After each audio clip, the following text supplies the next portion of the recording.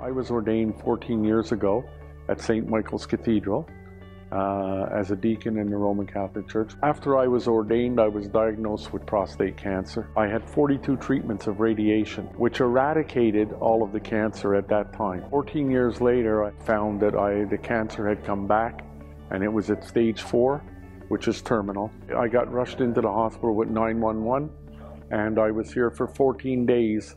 And the first 5 days of it, I was out of it. In fact, the doctor told my wife, not Dr. Dosani, told my wife that there's a good possibility that I would pass away. It was that bad. And then Dr. Dosani came along, and first thing he did is he ripped off the morphine patch off my arm and said, you don't need this medication, you're over-medicated, and that's what's causing this. Since then, I've been assigned to his pain clinic.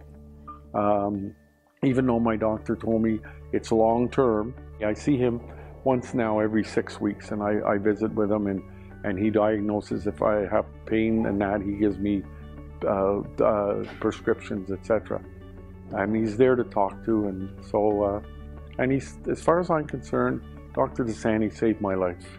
Larry's an interesting individual. I had the pleasure of meeting him while he was in hospital and through our roaming palliative care consult team on the inpatient service.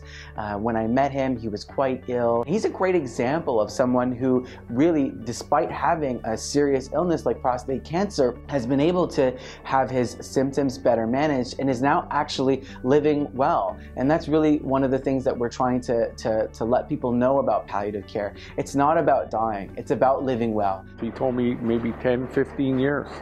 So that's good enough for me, I think.